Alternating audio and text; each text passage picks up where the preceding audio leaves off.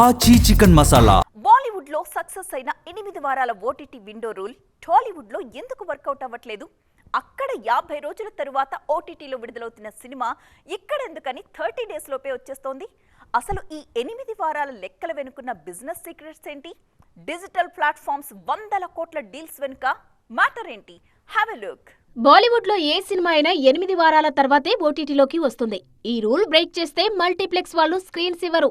పైగా వాళ్ల చేతుల్లోనే 60 నుంచి 75% థియేట్రికల్ రెవెన్యూ ఉంటుంది కాబట్టి ఎదురుండదు. నార్త్ లో ఎగ్జిబిటర్లు వేరు, నిర్మాతలు వేరు కావడంతో 8 వారాల రూల్ ను మల్టీప్లెక్స్లు స్ట్రిక్ట్ గా అమలు చేస్తున్నాయి. కాబట్టి లాంగ్ రన్ సాధ్యమవుతుంది.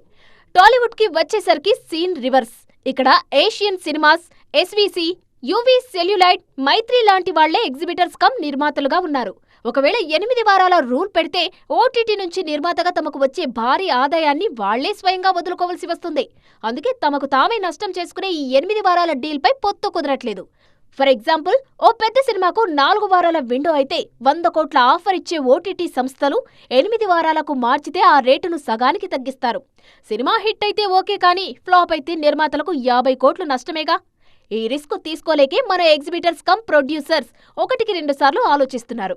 పైగా బాలీవుడ్ లో ఫ్లెక్సీ టికెట్ రేట్లుంటే మన దగ్గర భారీగా పెంచేస్తుంటారు. పైరసీ విలయతాండవం చేస్తున్న ఈ రోజుల్లో 8 వారాల పాటు ఫుట్ఫాల్స్ ఉంటాయన్న గ్యారంటీ లేదు.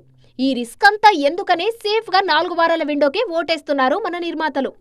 నార్త్ లో సక్సెస్ అయిన ఈ OTT formula Tollywood business model కు సెట్ అవ్వట్లేదు. ఇన్ని కారణాలున్నాయి కాబట్టి తెలుగులో ఎంత పెద్ద సినిమా అయినా నెల రోజుల్లోపే ఓటీటీలో వచ్చేస్తుంది. ఆచి చికెన్ మసాలా.